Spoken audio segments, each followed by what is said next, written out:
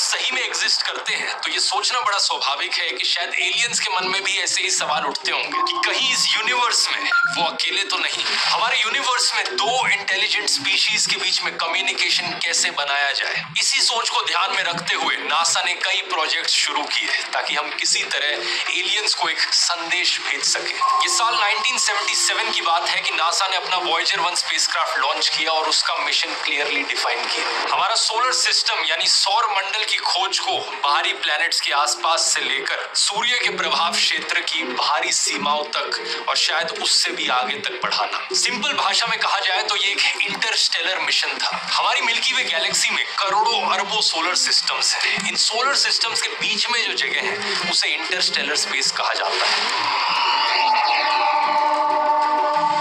आज के दिन तक नासा ने सिर्फ 5 इंटरस्टेलर स्पेसक्राफ्ट्स लॉन्च किए हैं। इनके नाम हैं पायनियर 10, पायनियर 11, वॉयेजर 1, वॉयेजर 2 और न्यू होराइजन्स। और इन 5 में से सिर्फ 2 ही एक्चुअली में इंटरस्टेलर स्पेस तक पहुंच पाए हैं, क्योंकि सोलर सिस्टम को छोड़कर जाने में बहुत लंबा समय लगता है।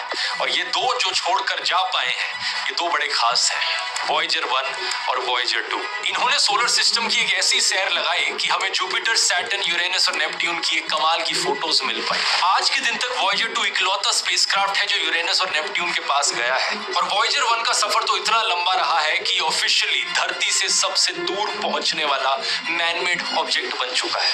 एज ऑफ अक्टूबर 2024 ये 24.7 बिलियन किलोमीटर दूर है धरती से। लेकिन इन दोनों वॉयेजर्स की सबसे दिलचस्प बात तो यही है कि इनमें मौजूद है एलियंस के लिए ढेर सारे मैसेजेस, जिनको साथ लिए ये अंतरिक्ष में घूम रहे हैं। ये मैसेजेस जो इस उम्मीद से भेजे गए कि शायद हमारी कभी मुलाकात एलियन से हो और इन संदेशों के जरिए हम उन्हें अपने बारे में कुछ बता सके। इंसानों की तरफ से जो नासा एलियंस को बताना चाहती है। आइए जानते हैं वॉयेजर मिशंस की पूरी कहानी आज के इस वीडियो में।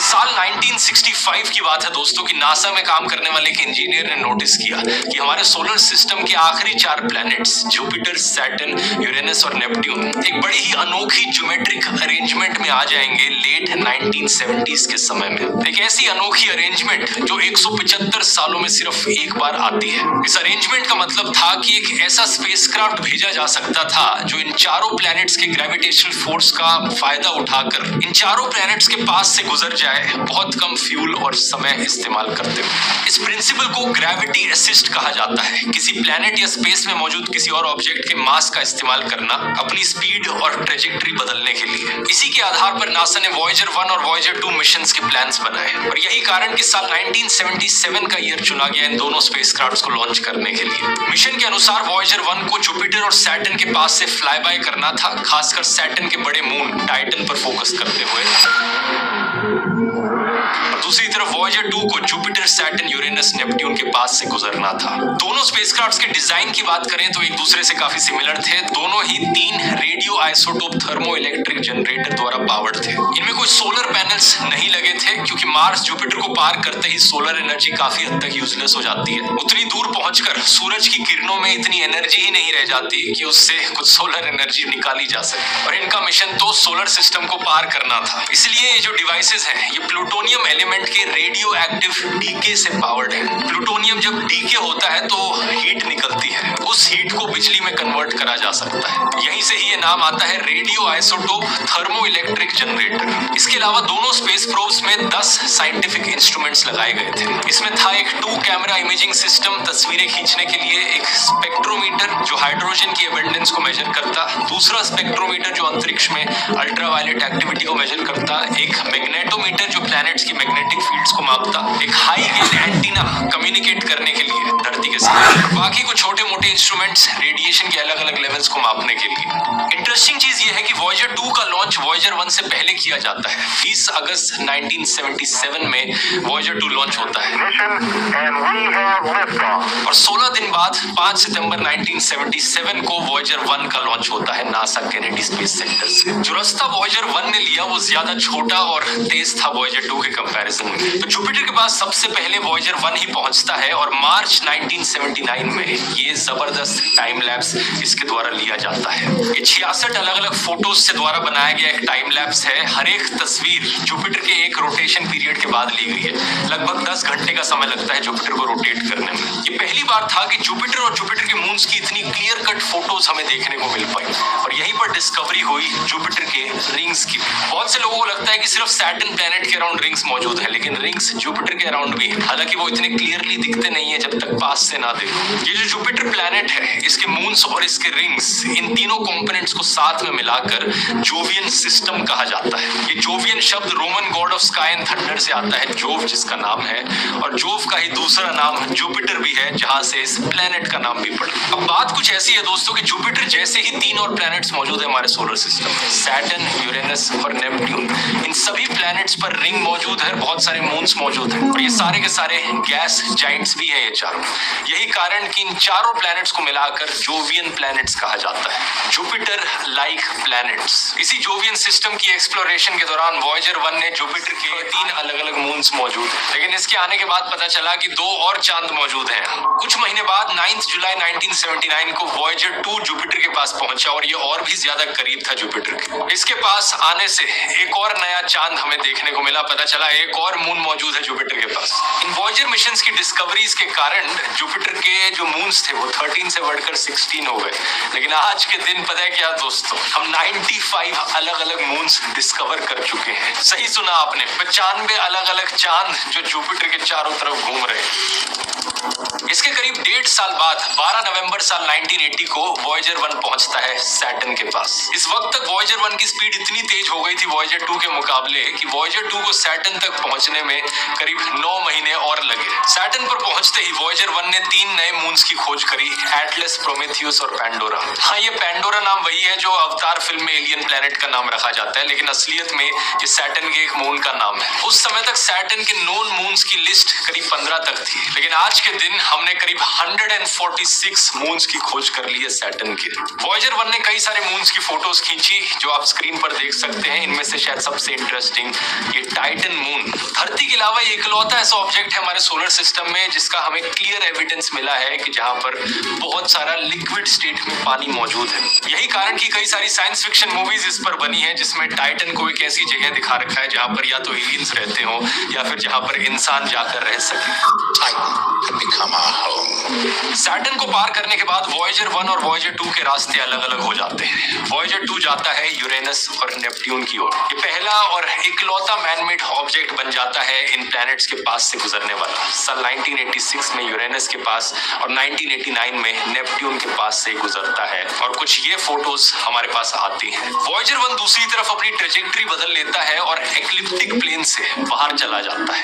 एक्लिप्टिक प्लेन अगर आप नहीं जानते, ये एक इमेजिनरी प्लेन है जिस पर हमारे सोलर सिस्टम के सारे प्लैनेट्स अपने अलग अलग ऑर्बिट्स में सूरज के चक्कर लगाते हैं। इसे अगर आप 3 डायमेंशंस में देखो तो कुछ ऐसा दिखाई देता है ये प्लेन। सारे ही प्लैनेट्स में कुछ छोटे मोटे डिग्रीज का अंतर होता है, लेकिन सब एक फ्लैट प्लेन पर लगते हैं ऑलमोस्ट। लेकिन वॉयेजर 1 इस प्लेन से बाहर ऊपर उठकर निकल जाता है। वॉयेजर 1 का प्रोब ग्रेविटी असिस्ट की मदद से बहुत तेज स्पीड पकड़ लेता है। आज के दिन ये अंतरिक्ष में उड़ रहा है 60,000 किलोमीटर पर आवर की ज्यादा स्पीड से। इस डायग्राम में आप देख सकते हो रफली वॉयेजर 1 और वॉयेजर 2 आज के दिन कहां पर मौजूद है। 1 जनवरी साल 1990 को वॉयेजर के इंटरस्टेलर मिशन की शुरुआत होती है। ऑफिशियल मिशन सन के इन्फ्लुएंस से बाहर निकलने का। अगले ही महीने वैलेंटाइंस डे के दिन 14 फरवरी साल 1990 को वॉयेजर 1 के द्वारा एक बड़ी मशहूर फोटो ली जाती है, द पेल ब्लू डॉट। ये फोटो जिसमें वॉयेजर 1 धरती से करीब 6 बिलियन किलोमीटर दूर है और हमारी धरती इसमें सिर्फ एक छोटी सी ब्लू कलर की डॉट की तरह दिखाई दे रही है। इसी पर्सपेक्टिव से वॉयेजर 1 के कैमरा ने एक सेल्फी भी ली हमारे इनर सोलर सिस्टम की। एक फैमिली पोर्ट्रेट जिसमें वीनस, अर्थ, जुपिटर, सैटर्न, यूरेनस और नेपट्यून सब शामिल थे। अगर आप सोच रहे हो इसमें मरकरी और मार्स कहाँ गए, तो वो इसलिए दिखाई नहीं दे रहे क्योंकि सन की रिफ्लेक्शन इतनी ज्यादा पड़ रही थी कि वो उसमें गायब से हो गए। और प्लूटो बेचारा आज के दिन प्लेनेट तो वैसे ही नहीं है, उसकी कोई परवाह नहीं करता, लेकिन इस फोटो के लिए भी वो बहुत छोटा था, इसलिए दिखाई नहीं दे रहा। मैं क्या करूं, फिर जॉब छोड़ दूं? क्या यार अभी ना मुझे एक ऐप मिली एस्ट्रोटॉक नाम की। अबे नहीं, मैं कुछ रिव्यू नहीं कर रहा हूँ, मैंने सोचा मजे लेते हैं। या आखिरी कुछ फोटोज खींचने के बाद वॉयेजर 1 के कैमरास को बंद कर दिया जाता है ताकि पावर और मेमोरी दोनों बचाई जा सके। और एक्चुअली इसके बाद कुछ था भी नहीं जिसकी तस्वीर इतने अंधेरे में खींची जा सके। वॉयेजर 1 सीधा आगे बढ़ रहा था इंटरस्टेलर स्पेस के अंधेरे की ओर। इसके बाद सालों तक वॉयेजर 1 का कोई नया अपडेट नहीं आया। साल 1998 में एक छोटा सा अपडेट बताया जाता है कि ये धरती से सबसे दूर पहुंचने वाला मैन मेड ऑब्जेक्ट बन गया। फिर साल 2004 में बताया जाता है कि वॉयेजर 1 ने टर्मिनेशन शॉक पार कर लिया है। ये एक ऐसा पॉइंट होता है हमारे सोलर सिस्टम की एज पर जहां सोलर विंड अचानक से धीमी हो जाती है। आप पूछोगे ये सोलर विंड क्या चीज है? ये असल में सूरज से आने वाले चार्ज्ड पार्टिकल्स होते हैं। ये सोलर सिस्टम के चारों ओर एक बबल सा बना देते हैं। इस बबल को हीलियोस्फीयर कहा जाता है और ये हीलियोस्फीयर हमें इंटरस्टेलर रेडिएशन से बचाता है। जब हम हीलियोस्फीयर की आउटर बाउंड्री हीलियोपोज के करीब पहुंचते हैं तो सोलर विंड और कमजोर हो जाती है। इस डायग्राम को देखकर आप बेहतर समझ सकते हो। शुरुआत में है हमारे प्लैनेट सारे, नेपट्यून के बाद एक कुइपर बेल्ट आती है जहां से कई सारे कॉमेट्स निकल कर आते हैं। इसकी बात मैंने एस्ट्रॉइड वाले वीडियो में करी थी। यहीं से ही लगभग शुरू हो जाता है टर्मिनेशन शॉक का रीजन, जिसके बाद आती है हीलियोपोज की बाउंड्री। हीलियोपोज के आने के बाद कई सारे डायग्राम्स में एक बो शॉक का रीजन दिखाया जाता है इंटरस्टेलर स्पेस आने से पहले। ऐसा कई सारे साइंटिस्ट का मानना था वॉयेजर 1 जब तक यहाँ नहीं गया था। 25 अगस्त साल 2012 में वॉयेजर 1 ने हीलियोस्फीयर को पीछे छोड़ दिया और फाइनली इंटरस्टेलर स्पेस में एंट्री मार ली। और उसके बाद से साइंटिस्ट का पूरा नजरिया ही बदल गया इस बो शॉक वाले रीजन को लेकर। आज के दिन साइंटिस्ट का मानना है कि ये वाला रीजन बेसिकली एक इंटरैक्शन का एरिया है जहां पर इंटरस्टेलर रेडिएशन आकर सोलर विंड से मिलती है। एक तरीके का डिफ्यूजन वाला रीजन जहां पर कोई क्लियर कट बाउंड्री नहीं है। लेकिन सोचकर देखो दोस्तों, ये सिर्फ साल 2012 में ही था कि वॉयेजर 1 ने बाउंड्री क्रॉस कर पूरे 22 साल का समय लग गया इस इंटरस्टेलर मिशन को इंटरस्टेलर स्पेस तक पहुंचने में। इस चीज को कंफर्म करने में भी नासा ने 8 महीने का समय लगाया। कई सालों तक इन्होंने डेटा को रीचेक किया, डबल चेक किया और फाइनली सितंबर 2013 में ही इन्होंने अनाउंस किया था कि इंसानों के हाथों द्वारा बनाई एक चीज ने पहली बार सोलर सिस्टम की सरहदें पार कर ली। ये डेटा साइंस का ही कमाल है कि स्पेस एक्सप्लोरेशन की इस फील्ड में हम इतनी सारी चीजों को बेहतर समझ पाए हैं। लेकिन सिर्फ स्पेस एक्सप्लोरेशन ही नहीं, डेटा साइंस आज के दिन one of the most lucrative careers बन चुका है इस दुनिया में। इसका इस्तेमाल ऑलमोस्ट हर एक इंडस्ट्री में किया जाता है। Automobile, finance, media, health care. अगर आप अपने आप को इसमें अपस्किल करना चाहते हो और इस डायनामिक फील्ड में एंटर करना चाहते हो तो आज के वीडियो के स्पॉन्सर Scalar.com आपको एक सोल्यूशन ऑफर करते हैं। Scalar एक ऑनलाइन टेक लर्निंग प्लेटफॉर्म है जो प्रोग्राम्स प्रोवाइड करता है सॉफ्टवेयर डेवलपमेंट, डेटा साइंस और मशीन लर्निंग में। टॉप टेक कंपनीज के इंडस्ट्री एक्सपर्ट्स यहाँ पर लर्नर्स को मेंटर करते हैं। Scalar ने अब तक 15,000 लर्नर्स के करियर ट्रांसफॉर्मेशन में हेल्प की है और आप उन स्टूडेंट्स की सक्सेस स्टोरीज इस सेक्शन में देख सकते हो। और 100 से भी ज्यादा कैपस्टोन प्रोजेक्ट्स का एक्सेस मिलता है जो आपको इंडस्ट्री रेडी बनाने में हेल्प करेंगे। Scalar ने Google, Meta, Flipkart, Amazon, Myntra जैसी 900 से ज्यादा कंपनीज के साथ प्लेसमेंट पार्टनरशिप की है, जिसके थ्रू वो अपने लर्नर्स को प्लेसमेंट असिस्ट प्रोवाइड में आया एक सडन स्पाइक देखने को मिली। फर्क बस इतना है कि हीलियोपोज से पहले जो इलेक्ट्रॉन डेंसिटी में स्पाइक आई थी वो सोलर विंड की वजह से थी और हीलियोपोज के बाद जो स्पाइक आई इलेक्ट्रॉन डेंसिटी में ये इंटरस्टेलर विंड की वजह से थी। ये सारी चीजें हमें पता चल पा रही थी इस हाई गेन एंटीना की मदद से। सारी फोटोज, सारे इंस्ट्रूमेंट्स की फाइंडिंग्स, सारे मिशन क्रिटिकल जानकारी सब की सब इस एंटीना के जरिए ट्रांसमिट हो रही थी और धरती पर रिसीव की जा रही थी नासा के 3 डीप स्पेस नेटवर्क स्टेशंस के द्वारा। ये डीप स्पेस नेटवर्क स्टेशंस भी अपने आप में बड़ी कमाल की चीज है। धरती के 3 कोनों में मौजूद है, कैलिफोर्निया, मैड्रिड और ऑस्ट्रेलिया में कैनबरा। ये तीनों लोकेशंस जैसा कि आप इस एनिमेशन में देख सकते हो धरती का ज्यादा से ज्यादा एरिया कवर करती है। अगर आप मेरे व्लॉग चैनल को देखते हो तो शायद आपको याद हो मैंने ऑस्ट्रेलिया में मौजूद इस डीप स्पेस नेटवर्क स्टेशन का एक टूर कराया था इस वाले व्लॉग में। अगर आपने नहीं देखा इसका लिंक नीचे डिस्क्रिप्शन में है। जब रिसर्चर्स को ये सारा डेटा मिला तो उन्होंने इसे बैक ट्रैक किया और देखा कि वॉयेजर 1 ने एग्जैक्टली कौन से दिन इंटरस्टेलर स्पेस में एंटर किया था और तब चांद पर कदम रखने वाले पहले इंसान नील आर्मस्ट्रॉन्ग का देहांत हुआ।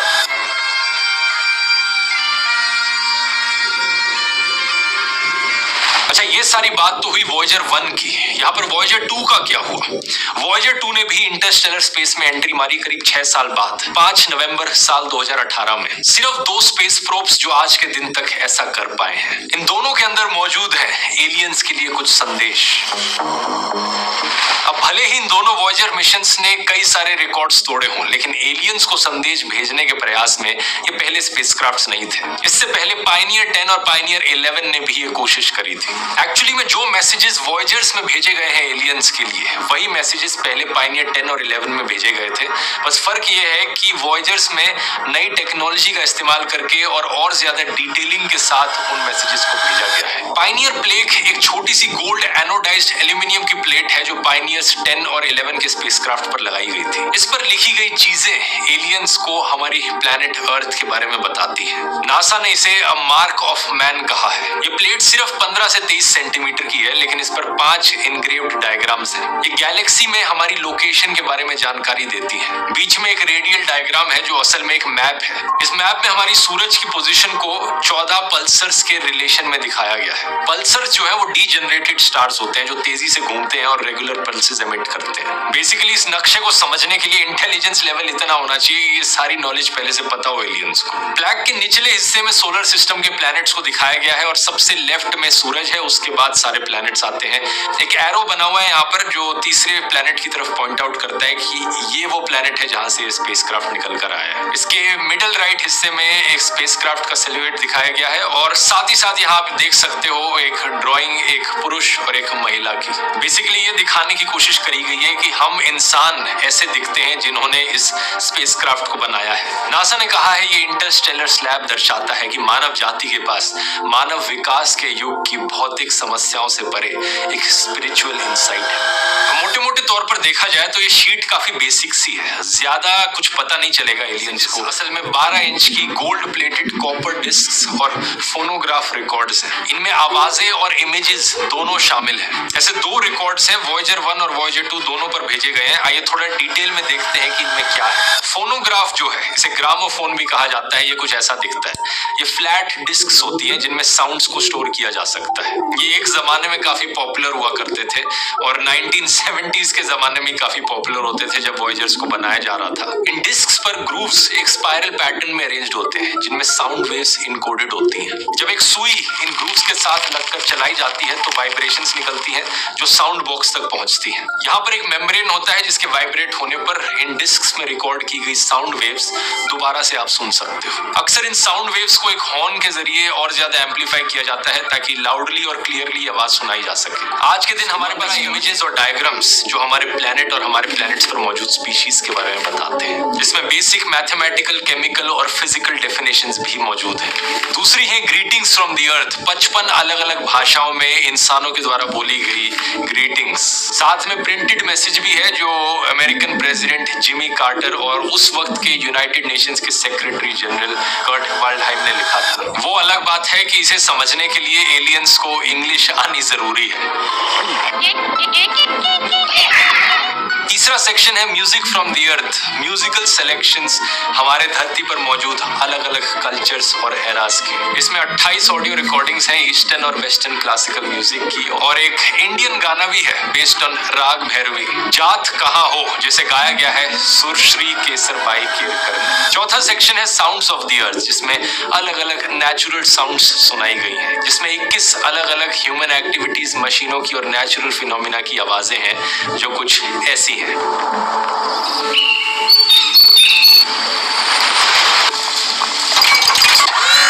जाहिर सी बात है एलियंस को अगर ये आवाजें सुननी है तो उन्हें इस फोनोग्राफ को ऑपरेट करना आना चाहिए और इसी के लिए नासा के साइंटिस्ट ने इंस्ट्रक्शंस भी रखी हैं इन डब्बों के अंदर। अब अच्छी खबर ये है कि उन्होंने इन इंस्ट्रक्शंस को किसी इंग्लिश या हिंदी भाषा में नहीं लिखा क्योंकि ऑब्वियसली क्या चांस है कि एलियंस को हमारी भाषा समझ में आएगी। लेकिन बुरी खबर ये है कि उन्होंने इन इंस्ट्रक्शंस को डायग्राम्स के फॉर्म में दर्शाया गया है और बुरी खबर मैं क्यों कह रहा हूँ क्योंकि जरा इस डायग्राम को देखो आप। एलियंस का तो भूल ही जाओ, आप खुद ही देखो इस डायग्राम को और बताओ तो इन इंस्ट्रक्शंस को देखकर, इन डायग्राम्स को देखकर क्या आप समझ पा रहे हो कि फोनोग्राफ की मशीन को कैसे ऑपरेट करना है? मेरी राय में आज के दिन के 90% इंसान भी इन इंस्ट्रक्शन को नहीं समझ पाएंगे, तो हम कैसे एक्सपेक्ट कर सकते हैं कि एलियंस इन डायग्राम्स को देखकर समझ पाए कैसे ऑपरेट करना है इस मशीन को। इन डायग्राम्स की थोड़ी इंग्लिश ट्रांसलेशन आप स्क्रीन पर देख सकते हो कि एक्चुअली में किस डायग्राम का क्या मतलब है। फोनोग्राफ को ऑपरेट करना वैसे कोई इतना मुश्किल काम नहीं है। एलियंस को बस ये समझना होगा कि कैसे हम इस डिस्क को लें, इस डिस्क को यहाँ डालें और इसके ऊपर ये सुई लगा दें। लेकिन सबसे मुश्किल काम होगा इन फोटोज को एक्चुअली में देख पाना। ये सभी फोटोज जो आपने अभी स्क्रीन पर देखी इस गोल्डन रिकॉर्ड में मौजूद है। सन 1977 में ऐसी कोई टेक्नोलॉजी नहीं होती थी जो एनालॉग डिस्क पर इमेजेस को जेपेग जैसे फॉर्मेट्स में स्टोर कर सके। वॉयेजर के कंप्यूटर सिस्टम्स सिर्फ 69 किलोबाइट्स की जानकारी ही स्टोर कर सकते थे। 69 किलोबाइट्स होता है सिर्फ 0.07 मेगाबाइट। एक इमेज के लिए भी ये बहुत कम पड़ जाता है। 115 इमेजेस तो बहुत दूर की बात है। इसलिए नासा ने इन डिस्क्स पर इमेज डेटा शामिल करने के लिए एक नया तरीका सोचा। उन्होंने इन फोटोज को एक स्क्रीन पर प्रोजेक्ट किया और एक टेलीविजन कैमरा से रिकॉर्ड करके उन वीडियो सिग्नल्स को ऑडियो वेवफॉर्म्स में बदल दिया और ये फोटोज एक्चुअली में ऑडियो के फॉर्म में इन डिस्क्स में स्टोर्ड है। तो एलियंस अगर इन्हें देखना चाहते हैं तो उसके लिए रिवर्स प्रोसेस करना होगा। ऑडियो के फॉर्म में जो डेटा स्टोर्ड है उसे वापस इमेज में बदलना होगा। ये कैसे किया जाए? इंस्ट्रक्शंस इंटरस्टेलर एनवेलप पर दी गई हैं, आप देखकर पढ़ सकते हैं। ये टेक्नोलॉजी अपने आप में इतनी टेक्निकल और कॉम्प्लिकेटेड है कि इसे समझाने में एक अलग वीडियो लग जाएगा। तो डिकोड करने का झंझट छोड़िए, मैं आपको अब स्क्रीन पर दिखाता हूँ इस गोल्डन रिकॉर्ड में आखिर क्या मौजूद है। 115 तस्वीरों को जब डिकोड किया जाएगा तो पहली तस्वीर ये सामने आएगी, एक सफेद कैलिब्रेशन सर्कल, एक simple black and white drawing जो दो चीजें करती है। पहले ये खुद रिकॉर्ड के आकार को रिप्रेजेंट करती है और ये अपने आप में एक सिग्नल भी है कि डिकोडिंग सही तरीके से हुई है। इसके बाद आएंगी फोटोज बेसिक मैथमेटिकल कॉन्सेप्ट्स की, फिजिकल यूनिट्स, क्वांटिटीज, डेफिनेशंस। फिर दो सोलर सिस्टम पैरामीटर्स के डायग्राम्स आते हैं जो सन और तब के 9 प्लैनेट्स को दिखाते हैं। इस डायग्राम के बाद सोलर सिस्टम के कई सारे ऑब्जेक्ट्स की इंडिविजुअल फोटोज दिखाई जाती है, मरकरी, मार्स, अर्थ और जुपिटर। कुछ इमेजेस में एक्सप्लेनेटरी सिंबल्स जैसे कि मैथमेटिकल डेफिनेशंस या केमिकल फॉर्मूलाज भी शामिल हैं। उदाहरण के लिए ये फोटोग्राफ जिसका टाइटल है Egypt, red sea, Sinai peninsula and the Nile, Earth atmosphere की कॉम्पोजिशन बताई गई है। तस्वीर के ऊपर की ओर टैग दिखता है कि हमारी एटमॉस्फेयर में नाइट्रोजन 78% है, N2 78/100। यहाँ कुछ केमिकल एलिमेंट्स के मॉडल्स भी शामिल हैं जैसे कि हाइड्रोजन, कार्बन, नाइट्रोजन, ऑक्सीजन और फास्फोरस। ये केमिकल एलिमेंट्स जीवन के आधार, लाइफ के फंडामेंटल ब्लॉक्स को दर्शाते हैं। डीएनए स्ट्रक्चर्स की भी दो तस्वीरें हैं, जेनेटिक इंफॉर्मेशन की ट्रांसमिशन को भी समझाती है। एक ऐसी चीज जो सभी लिविंग थिंग्स में मौजूद है। एक तस्वीर माइक्रोस्कोपिक डिटेल्स में सेल्स और उनके डिवीजन को भी दिखाती है। इसके बाद की 20 इमेजेस इंसानों की लाइफ वॉर या किसी भी वॉर जैसी चीज का कोई जिक्र नहीं किया गया है। एक बहुत ही होपफुल और पॉजिटिव साइड इंसानियत की दर्शाई गई है इन तस्वीरों में। मानवता का एक आइडियल वर्जन, जैसा कार्ल सेगन ने 1978 की अपनी किताब murmurs of earth the Voyager Interstellar record में एक्सप्लेन किया। सबसे बड़ा सवाल तो यहाँ पर यही उठता है कि क्या कोई भी वॉयेजर स्पेसक्राफ्ट कभी किसी एलियन तक पहुंच पाएगा? और अगर ये किसी एलियन स्पीशीज तक पहुंच भी गया, क्या उस एलियन की स्पीशीज के पास इतना इंटेलिजेंस लेवल होगा इस चीज को डिकोड करने से लगभग 2500 करोड़ किलोमीटर दूर इंटरस्टेलर स्पेस की गहराइयों में? अनफॉर्चुनेट चीज ये है कि ये ज्यादा दिन तक और चलने वाला नहीं है। इसकी पावर सप्लाई धीरे धीरे खत्म हो रही है और साइंटिस्ट का एस्टिमेट है कि 2025 में ही इसकी पावर सप्लाई पूरी तरीके से खत्म हो सकती है। इससे हमारा कम्युनिकेशन जरूर खत्म हो सकता है, लेकिन